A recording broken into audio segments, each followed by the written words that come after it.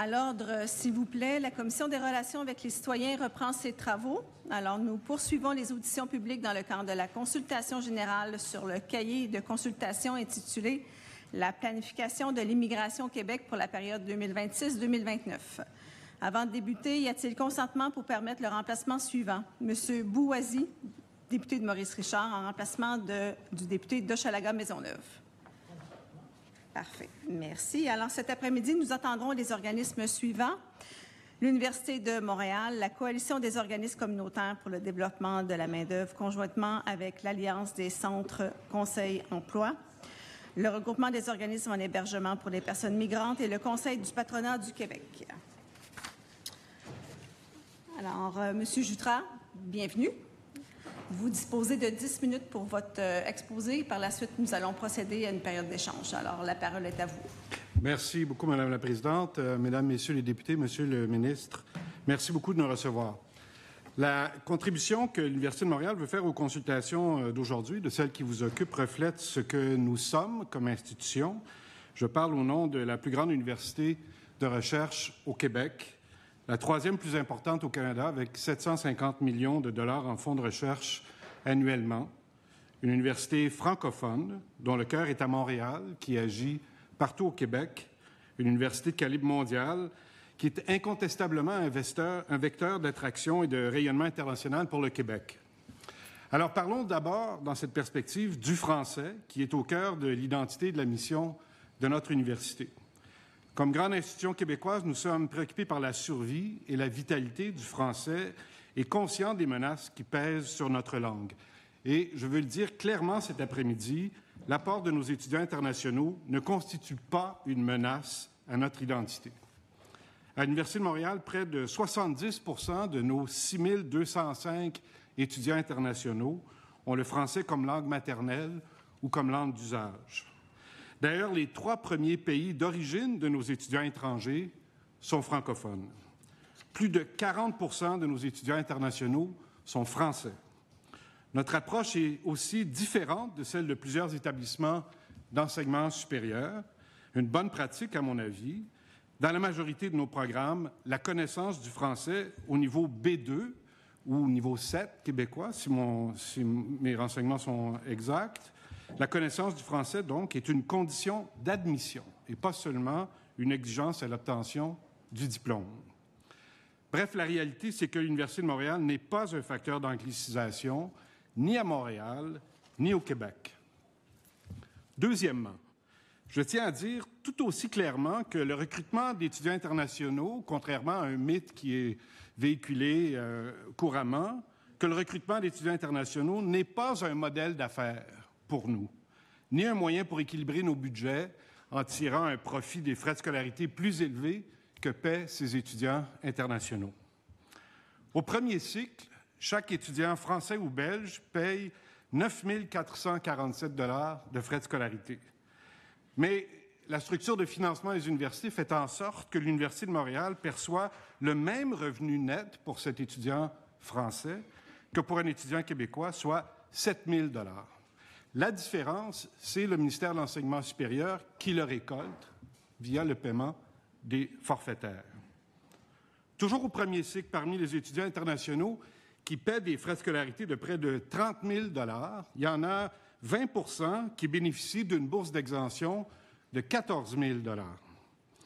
Après versement du montant forfaitaire au MES de plusieurs milliers de dollars aussi, il ne reste que 1 200 $ de revenus nets pour ces étudiants de premier cycle internationaux qui reçoivent une bourse d'exemption, soit beaucoup moins que pour les étudiants québécois. Et puis, dernier exemple, au troisième cycle, les doctorants internationaux qui paient les pleins droits de scolarité génèrent un revenu net total pour l'université de 25 000 $ contre près de 40 000 $ pour les étudiants québécois.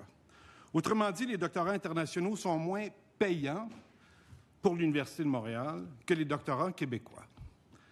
Pourquoi cherchons-nous alors à attirer des étudiants internationaux à l'Université de Montréal? La réponse est claire et je l'ai évoquée d'entrée de jeu.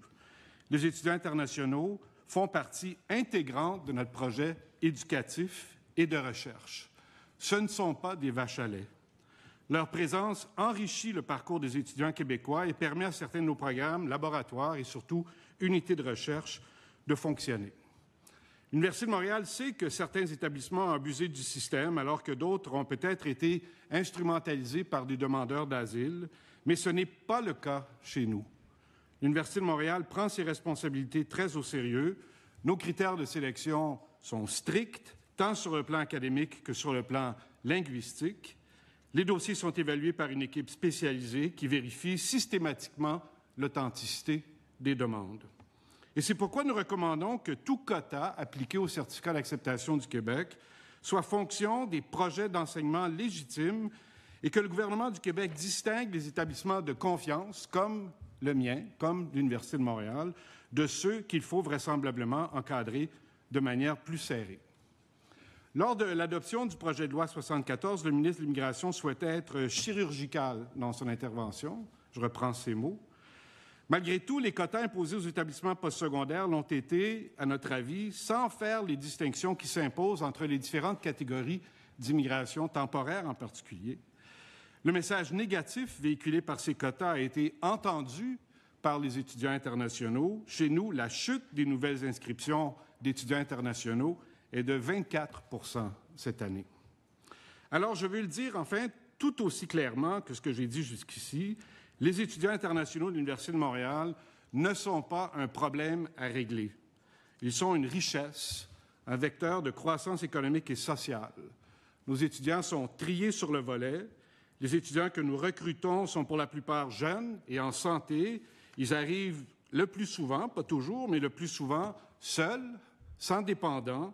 Ils ne mettent aucune pression indue sur le système de santé, le système scolaire ou le réseau des garderies. En mars dernier, le premier ministre Legault a déclaré qu'il fallait absolument redessiner l'économie du Québec. Je suis totalement d'accord. Plusieurs facteurs accentuent l'urgence de transformer cette économie. Nous sommes dans l'obligation d'innover, de faire éclore de nouvelles entreprises et d'ouvrir de nouveaux marchés internationaux. L'innovation, ça passe par la recherche. Au Canada, plus de 76 % de la recherche et développement commandée par l'industrie se fait dans les universités. Or, tout cela dépend directement de la qualité de notre capital humain et notamment des étudiantes et étudiants de maîtrise et de doctorat qui font la part du lion de notre recherche et développement. À l'UDM, près de la moitié des étudiants au cycle supérieur viennent de l'étranger. Un peu plus de 60 % des post-doctorants sont des internationaux. Et c'est notamment grâce à eux que nous développons et maintenons des réseaux de contacts et de collaboration à travers le monde. Le contexte actuel nous offre une occasion historique de renforcer la recherche et l'innovation au Québec et d'en maximiser les retombées économiques et sociales. L'excellence, la recherche et l'économie du savoir se déploient à l'échelle planétaire et c'est pourquoi il faut absolument éviter d'alimenter la rhétorique voulant que les étudiants internationaux sont un problème à régler. Il faut au contraire envoyer un signal clair. Le Québec veut attirer les meilleurs cerveaux de partout, les accueillir, les appuyer pour que, de la médecine à la physique, en passant par la science politique ou la littérature française, nous bâtissions ici une société exemplaire, curieuse, inventive. Et cette réflexion alimente directement deux de nos recommandations, soit d'exclure les étudiants internationaux au deuxième et troisième cycle de l'application des quotas, et de reconduire le programme de l'expérience québécois ou tout autre mécanisme qui permette de garder ici les meilleurs talents venus d'ailleurs et qui sont prêts à contribuer à l'avenir du Québec. Au-delà des chiffres et des réformes, j'ai la conviction profonde que nous sommes tous ici, et tout le monde au Québec, unis par une ambition commune, qui est celle de bâtir un Québec fort, dynamique, capable de rayonner dans le monde.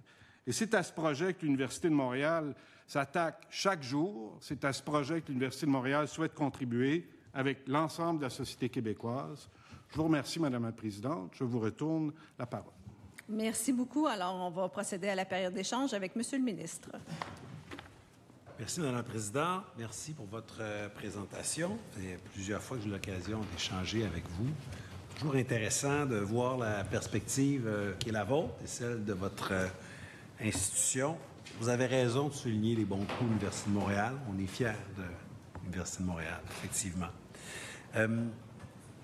Vous avez mentionné la chute de presque 24 je pense, le nombre d'étudiants étrangers pour la cohorte là, de cette année, pas le total, je pense, sur votre campus, de nouveaux inscrits cette année. Je le déplore. Ce n'est pas l'intention que nous avions et que nous avons avec la loi 74 qui est venue, je pense, donner des outils au gouvernement pour s'assurer qu'il n'y ait pas d'abus et pour s'assurer que la capacité d'accueil générale, pas seulement sur les campus, mais en matière d'emploi, en matière de logement, soit respectée. Il faut se rappeler qu'il y a une dizaine d'années, on avait environ tout compris, pas seulement les universités, tous les étudiants étrangers, internationaux compris, 50 000 étudiants. On est passé à peu près à 120 000. Le Parti québécois voudrait nous ramener à 50 000. On voudrait plutôt une stabilisation. Je comprends que le simple fait de poser la question a pu contribuer, non pas à être la cause, mais contribuer au climat d'incertitude qui peut avoir amené une baisse. Je pense humblement que le fait que le gouvernement canadien parle plus fort que nous à l'international, et quand le gouvernement canadien dit « moi, je vais réduire de 35 le nombre d'étudiants », ça fait beaucoup de bruit aussi, au-delà du Québec qui dit « bien, moi, je vais stabiliser mon nombre d'étudiants internationaux ». Je pense que s'il n'y avait que nous, il y aurait peut-être eu un impact. Mais je ne pense pas que ça aurait eu l'impact que ça a eu avec ce que le gouvernement canadien a fait. Mais là, on arrive à terme, puisqu'on a cette loi 74 dont on ne veut pas abuser. On fait la planification sérieuse en vous écoutant, notamment. Et bientôt, on va être capable de se donner une planification, une stabilité qui va rassurer le milieu économique, mais aussi, je pense, les milieux universitaires, puis qui va être perçue par nos partenaires à l'étranger comme rassurante. On dira, bon, voici ce que veut le Québec. Le Québec veut, je ne sais pas, on a mis au jeu 110 000, mais 105 000, 110 000, 115 000, on discutera ensemble, 120 000. Donc, on en veut des étudiants internationaux, des étudiants étrangers. Ça va être clair, ça va être écrit, ça va être limpide pour tous. Puis je pense que ça contribuera certainement à envoyer un message qui est positif, mais en même temps, on aura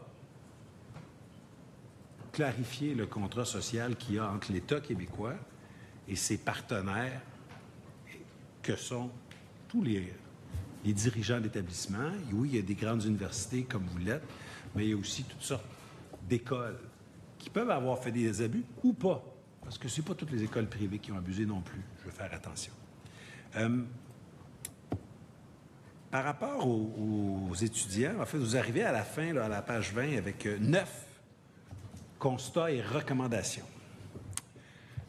Vous dites d'abord exclure la 1, exclure les étudiantes, étudiants, deuxième, troisième cycle, des quotas d'immigration. Juste comprendre, vous voulez qu'on ne les compte pas lorsqu'on émet des CAQ pour que vous puissiez en accueillir autant que vous voulez, ou vous voulez qu'ils soient hors seuil? Pouvez-vous me préciser ce que vous voulez dire là, ici, là, exclu des quotas d'immigration? Alors, la réponse courte, c'est que l'on souhaite l'exclusion des étudiants de deuxième et troisième cycle des quotas liés à l'octroi des certificats d'acceptation du Québec. C'est ce volet-là, je pense, de la planification qui nous intéresse. Et l'argument s'appuie, je l'ai évoqué dans ma présentation, l'argument s'appuie sur le rôle qu'il joue dans l'innovation, les capacités de recherche de nos laboratoires. Ça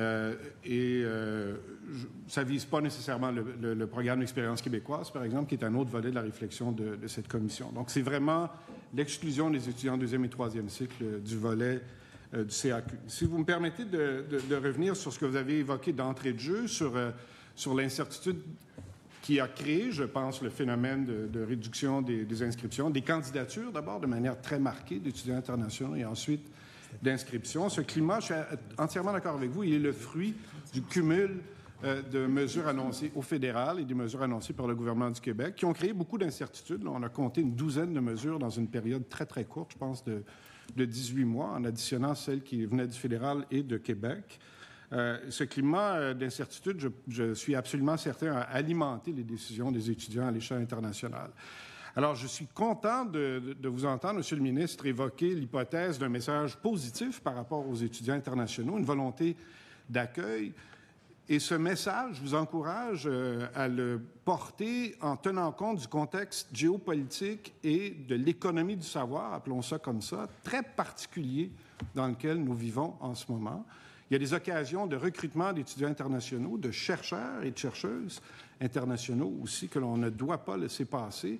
Et il me semble que le Québec est extrêmement bien placé pour porter un message d'accueil, non seulement dans une perspective de bien intégrer, de bien accueillir nos étudiants et nos chercheurs internationaux, mais aussi de profiter de cet environnement géopolitique et de se placer comme une nation qui est au premier plan de l'économie du savoir international. C'est ça le message, je pense, qui est important et qui va attirer chez nous des personnes de qualité pour travailler à l'innovation, au développement de la recherche au Québec.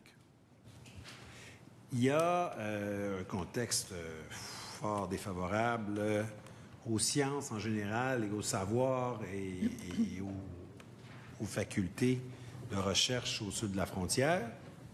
Il y a sans doute des gens qui peuvent être intéressés à venir ici. Je vous rappelle, je vous souligne, vous le savez sans doute, mais je veux le mentionner, notre nouveau programme sélection travailleurs qualifiés, volet 4, presque taillé sur mesure pour vous permettre d'aller faire du recrutement de professeurs aux États-Unis, mais partout ailleurs, d'autant plus quand ces candidatures-là sont appuyées par le FRQ, là, notre Fonds de recherche du Québec. Il y a vraiment une voie d'accès, je pense, qui peut vous permettre de faire ça. Le volet 1, lui, peut vraiment être une voie d'accès assez extraordinaire pour les étudiants diplômés du Québec. Je pense que c'est quelque chose de très intéressant. Il faut dire que lorsque, par exemple, pour un bac de 3 ans, les gens peuvent avoir un permis d'études de 3 ans. Après, habituellement, il y a le permis de travail pour 3 ans. À l'intérieur de ça, ils peuvent assez aisément, normalement, avoir l'expérience de travail, se qualifier, puis être sélectionnés. Mais une fois qu'on a dit ça, donc il y aurait de la place avec ce programme-là pour à la fois des professeurs puis des diplômés du Québec, de votre institution et de d'autres institutions, qu'on pourrait réserver, aménager. Est-ce que vous avez une idée de combien de personnes ça pourrait représenter, soit pour l'ensemble des universités, parce que vous avez une vision plus large que la vôtre, ou pour votre université, d'après vous, combien de personnes ça pourrait représenter par année? Vous voulez savoir le nombre de personnes qu'on peut imaginer s'installer au Québec après leur graduation ou vous voulez que je fasse une prévision combien de supposons, là, vous êtes ministre, là, puis vous avez à réserver un nombre de places via des volets, peu importe, pour des enseignants émérites qu'on viendrait chercher à l'international, puis pour des étudiants étrangers qu'on diplômerait ici, qui resteraient sur le territoire parce qu'ils ne veulent pas tous rester. Combien de places, d'après vous, ça peut représenter par année? Bien, c'est une prévision qui est difficile à faire. L'Université de Montréal, en ce moment, comme je le mentionnais dans ma présentation, on a environ 6 000 étudiants internationaux. C'est un chiffre qui est en baisse par rapport à l'année dernière, mais qui n'est pas très éloigné de ce qu'on avait au cours des 5 ou 10 dernières années. Il en gradue à peu près 1300, 1400 par année là, de ces étudiants internationaux, toutes catégories confondues. L'estimation est difficile à faire parce qu'on n'a pas vraiment des chiffres probants pour ce qui est de la proportion des étudiants qui souhaitent rester après leur diplomation, des étudiants internationaux. Un chiffre qu'on a vu dans un reportage de Radio-Canada, que peut-être vous avez vu aussi, là, qui touchait les étudiants dans les STEM, les sciences, technologies, génie et médecine, suggérait que pour ce qui est des étudiants internationaux, c'est à peu près la moitié, entre 50 et 60 % dans les premières années qui restent dans l'environnement dans lequel on parle. Alors, 50 à 60 % du chiffre que je viens d'évoquer me semblerait être une prédiction ou une prévision raisonnable avec les outils dont on dispose.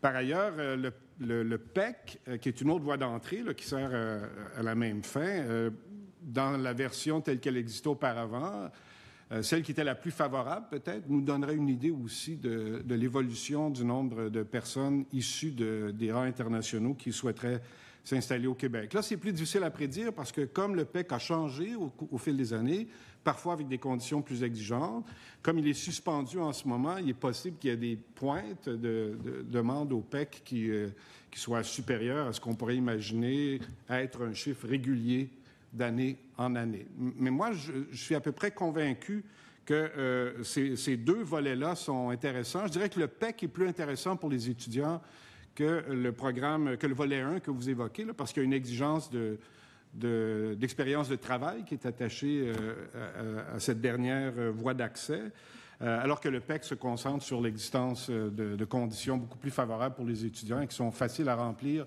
en particulier pour les étudiants comme les nôtres qui maîtrisent le français là, et qui sont capables de satisfaire aux exigences du PEC. Donc, il y a la notion de renouvellement des CAC, d'une planification pragmatique. Puis, à votre recommandation 6, vous parlez du scénario C parmi les 3 scénarios. Pourquoi avoir retenu ce scénario-là? Bien, écoutez, nous, on est d'avis que, comme je l'évoquais dans ma présentation d'entrée de jeu, que l'apport d'étudiants internationaux et de personnes issues de la filière internationale plus généralement est un apport pour le Québec. On a de grands défis démographiques à l'avenir. Pour moi, la question, c'est la manière dont on les intègre. Je sais que c'est une préoccupation que vous avez aussi, qu'on soit capable d'entourer ces gens-là des conditions qui vont assurer le succès de leur intégration à la société québécoise. Mais je suis absolument convaincu que, en particulier, les étudiants issus des filières universitaires québécoises et de l'Université de Montréal en particulier peuvent contribuer de manière très efficace à l'essor du Québec et à l'innovation. Alors, c'est pour ça qu'on choisit le chiffre le plus important, mais je vous avoue que pour nous, cette recommandation-là, parce qu'on s'efforçait, dans la mesure du possible, de répondre aux questions qui étaient posées par la consultation, cette recommandation-là est beaucoup moins importante que celle qui concerne le cœur de notre action, là, qui est la formation et la recherche. Merci beaucoup pour votre contribution. Je pense que j'ai des collègues qui veulent poursuivre les échanges avec vous. Merci à vous. Allez-y, Madame la députée. Merci beaucoup, Madame la Présidente. Monsieur Jutras, c'est un plaisir de vous retrouver aujourd'hui. Et pour moi aussi. Alors, écoutez, je vous amènerai sur la page 12 de votre mémoire. Vous soulevez qu'une approche régionalisée aurait un impact majeur sur la capacité d'innovation du réseau universitaire en général. Est-ce que vous pouvez développer davantage sur les impacts que vous envisagez dans un premier temps? Et dans un deuxième temps, selon vous, quelles seront les meilleures façons de contrôler l'immigration temporaire sur la région métropolitaine, si tant est qu'on veut réduire la pression sur les services publics, sur les logements, etc.?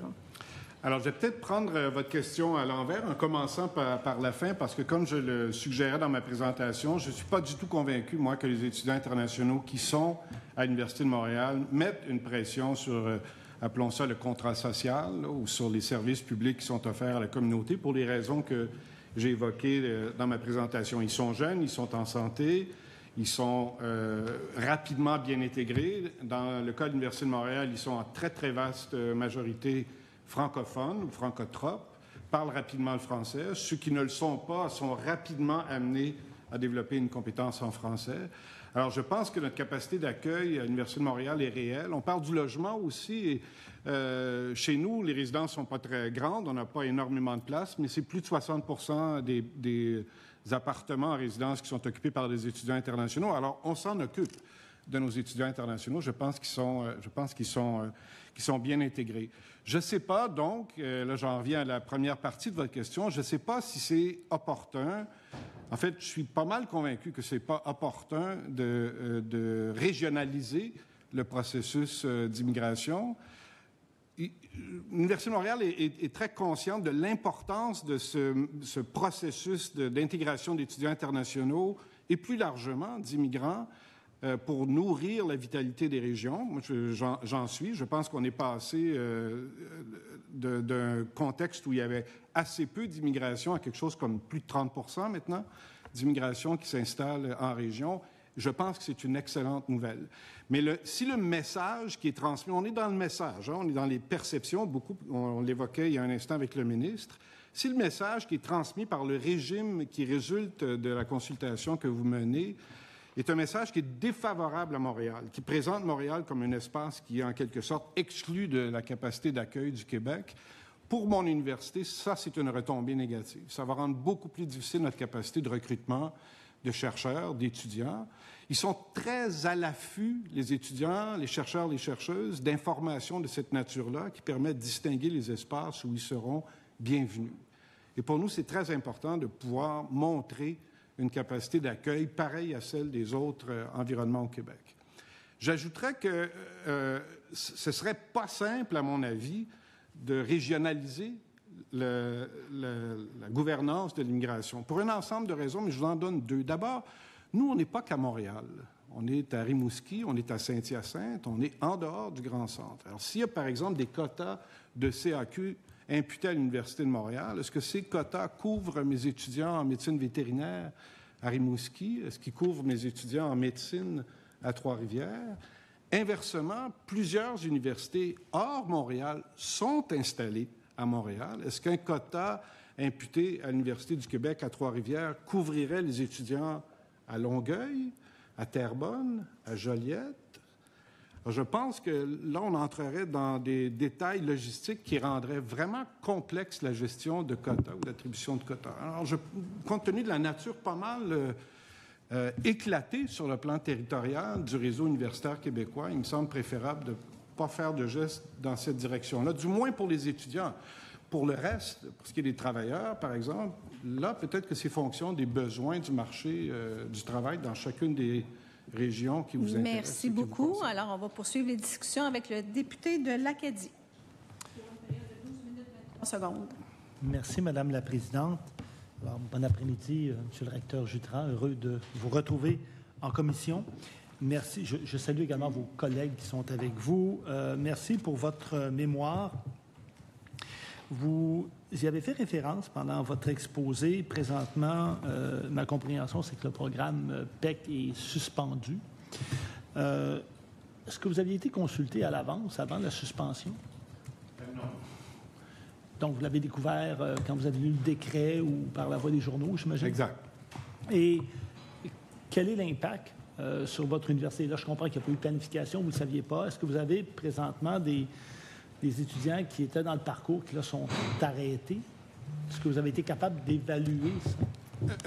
On n'a pas d'évaluation. Je voudrais pouvoir vous donner une évaluation vraiment solide, probante. L'évaluation qu'on a faite est fondée sur ce que l'on apprend des étudiants qui étaient dans ce parcours ou qui auraient souhaité être dans ce parcours. Parce qu'il faut comprendre que la suspension du PEC, elle vise non seulement, ou elle affecte non seulement les étudiants qui aspiraient à cette voie d'accès à l'issue de leurs études, mais aussi ceux qui envisageaient venir au Québec et qui se disaient, OK, si j'obtiens un diplôme québécois, il y a une voie d'accès via le PEC. Et là, maintenant, je ne sais pas si, pour l'avenir prévisible, si je vais au Québec comme étudiant ou étudiante, je peux compter sur la remise en place de cette mesure ou cette voie d'accès.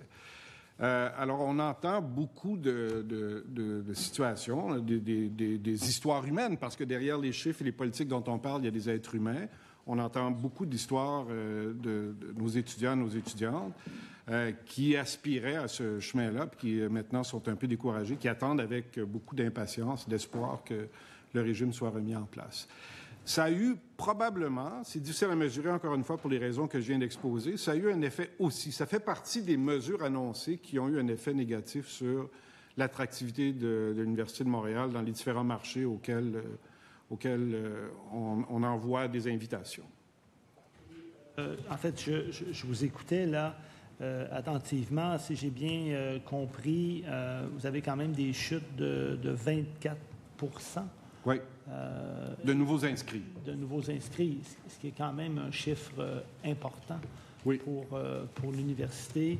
Vous allez probablement être d'accord avec moi pour dire qu'en matière d'immigration, la prévisibilité est sûrement un concept qui est excessivement important auquel il faut faire attention parce que sinon, on se ramasse dans des situations. Si on revient au PEC, je comprends qu'il y a probablement de vos étudiants qui sont venus ici parce qu'il y avait cette voie-là. Ils sont dans cette voie-là, mais là, soudainement, sans aucun avertissement, il y a une suspension et là, ils sont bloqués. Exactement, et vous avez raison d'identifier la prévisibilité comme un élément absolument critique dans les processus de recrutement d'étudiants internationaux. J'ajoute que c'est particulièrement vrai au cycle supérieur, parce que c'est pas instantané de recruter des étudiants au cycle supérieur, de les amener dans nos environnements, de leur permettre de joindre les travaux de nos chercheurs, nos chercheuses dans nos laboratoires. Alors, ça s'étale sur la durée. C'est très important pour toutes les universités, c'est vrai de la mienne comme de toutes les universités au Québec qui aspirent à recruter des étudiants internationaux, que l'on ait une prévisibilité sur plusieurs années. D'où l'intérêt d'établir une planification pluriannuelle, puis d'envoyer un message aussi clair que possible que le Québec est ouvert et souhaite accueillir les meilleurs cerveaux dans le monde, à la fois du côté des étudiants, du côté des profs et des chercheurs. Parce qu'on évoquait tantôt les programmes de travailleurs spécialisés, et je reviens sur le fait qu'au cours de la dernière année, on a suspendu une voie d'accès accélérée qui bénéficiait aux enseignants, aux professeurs et aux chargés de cours. C'est le même enjeu de prévisibilité qui touche le recrutement professoral, le recrutement de chercheurs et de chercheuses. Il faut qu'on puisse leur dire, on aura une réponse pour vous rapidement. Et si la voie d'accès maintenant est celle qui est ouverte à tous, qu'il n'y a pas de voie d'accès privilégiée, il y a de bonnes chances que ces gens-là aillent ailleurs qu'au Québec dans un processus d'immigration au Canada ou en Amérique du Nord. Parce que, et si on reprend, évidemment, ce nouveau programme dont parlait M. le ministre, le PSTQ volet 4, qui est fait pour des gens hyper spécialisés, là, de haut calibre, mais quand on regarde le site du ministère, par exemple, ça se fait sur invitation, le 28 août, il y a eu 4 invitations. Donc, ma compréhension, c'est pour 4 personnes. Alors, je ne sais pas, vous, dans vos prévisions, si vous avez besoin de plus de 4 personnes, mais ça va devenir très compliqué s'il n'y en a pas plus. Et j'aimerais que vous puissiez nous expliquer, nous parler un peu, quand vous essayez de recruter un chercheur ou un enseignant donc de haut niveau, qui a sûrement un doctorat ou un post-doc, comme on dit, vous êtes en compétition, pas seulement avec le Québec, le Canada, mais avec le monde. Est-ce que je me trompe? Non, vous ne vous trompez pas du tout, et en particulier dans le contexte actuel. Là, la compétition américaine, curieusement, est moins forte que ce qu'elle représentait il y a quelques années. On entend beaucoup de chercheurs et de chercheuses qui explorent des options hors États-Unis, alors que, je dirais, pendant ma carrière universitaire, c'était la voie privilégiée pour les chercheurs et les chercheuses, particulièrement dans les secteurs où on a besoin d'équipements coûteux et de ressources très, très importantes. Les États-Unis finançaient très fortement la recherche. C'est plus le cas, ou en tout cas, c'est moins le cas. Et là, on est dans encore une fois, c'est pas une expression que j'aime beaucoup, mais dans un marché du savoir ou un marché de recrutement des chercheurs et chercheuses qui est extrêmement concurrentiel. D'autres pays à travers le monde, la France, au premier chef, investissent des ressources très, très importantes pour recruter des chercheurs et des chercheuses. Alors, c'est critique pour les universités québécoises et surtout pour les universités francophones, comme la mienne, d'avoir les coups des franges, d'avoir des outils de recrutement qui sont aussi transparents et aussi efficaces, aussi rapides, effectifs que possible. Et je comprends évidemment que pour vous, l'agilité est clé, n'est-ce pas? Ça va vous permettre d'avancer. Quand vous faites référence aux États-Unis, qui, c'est vrai, qui ont été jadis, en fait, un terreau là, que les gens, en fait, ils voulaient explorer, ils voulaient y aller. Ils avaient effectivement énormément d'argent pour la recherche.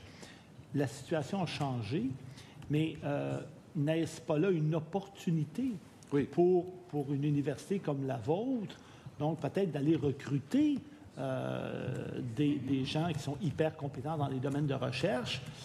Pour ce faire, il faut que vous soyez agile, donc il faut que les politiques migratoires en immigration vous aident. Est-ce que vous avez l'impression que présentement, on est très aidant? On pourrait être plus aidant qu'on l'est maintenant. D'abord en raison du message qui est ambigu, là, de l'incertitude qui entoure l'attractivité ou la volonté d'accueil de personnes qui sont à l'extérieur du Québec et qui souhaiteraient s'installer chez nous comme chercheurs et chercheuses.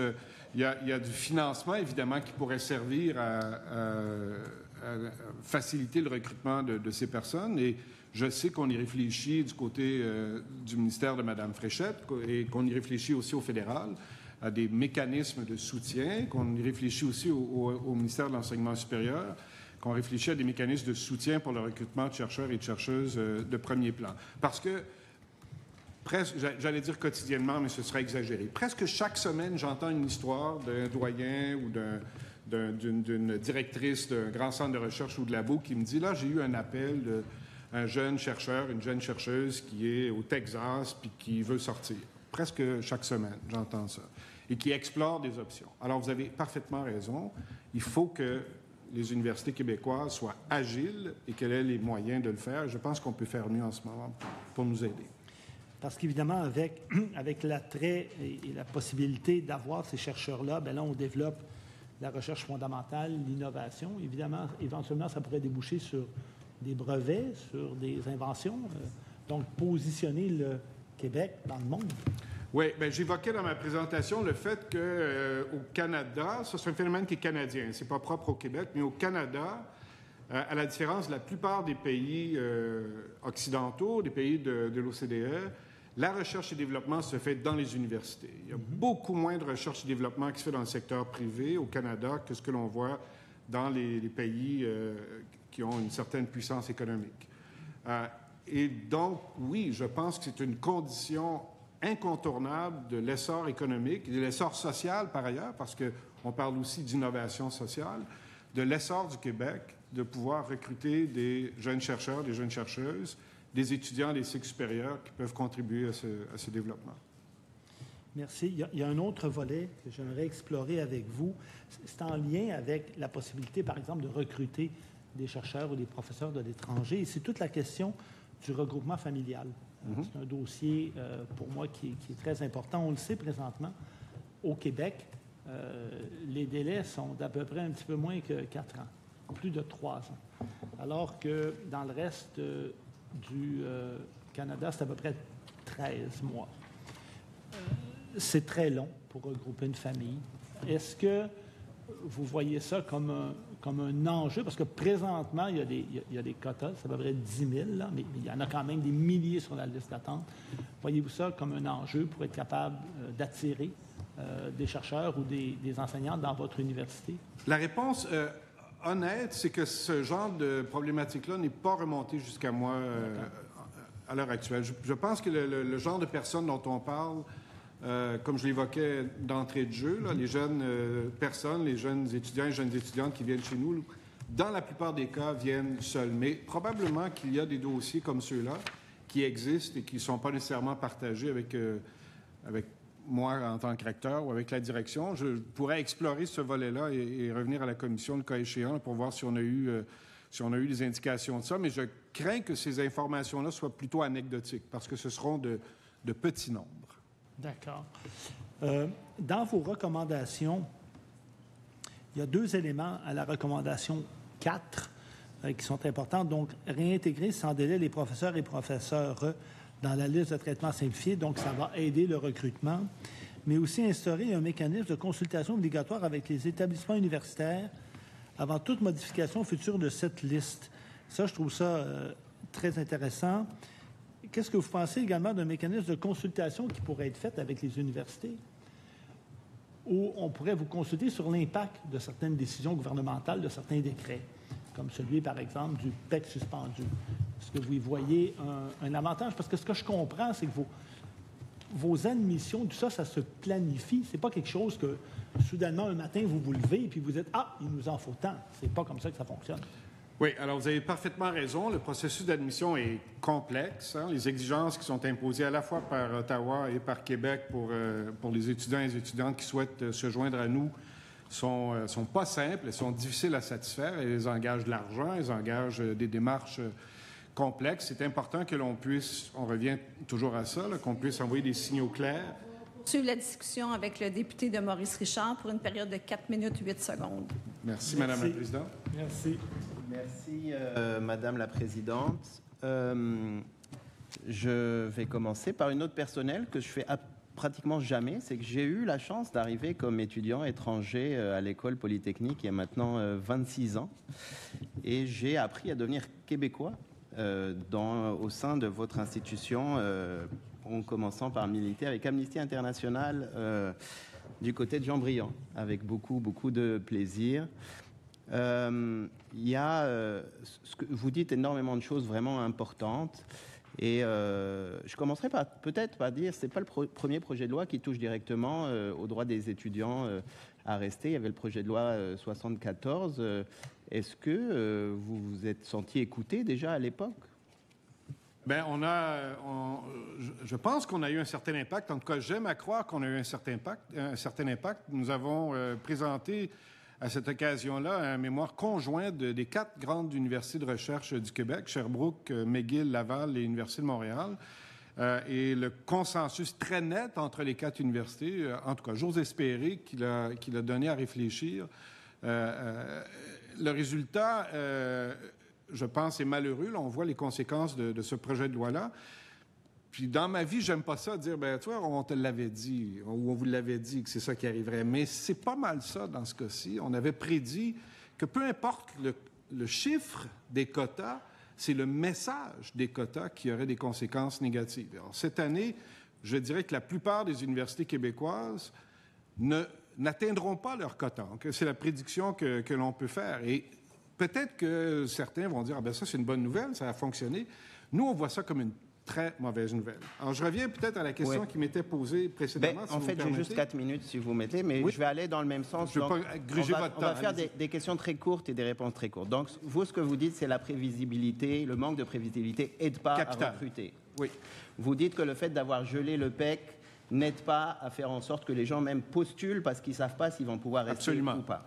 Vous dites le fait qu'on va bloquer le nombre de personnes qui vont pouvoir venir déjà comme étudiants, mais rester après, met à mal la recherche et développement, principalement la recherche qui se fait au sein, sachant que la recherche, ce que vous dites dans votre mémoire, c'est 70% de la recherche qui se fait au Québec au complet. C'est bien ça.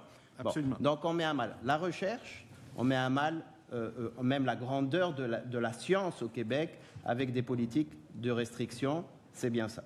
Absolument. Bon. Mes réponses sont courtes, là. Les réponses sont courtes et les questions sont courtes aussi. Donc, on comprend aussi qu'il y a un certain nombre de recommandations que vous faites pour éviter de mettre à mal et les universités, mais aussi le secteur privé qui va profiter des recherches que vous apportez.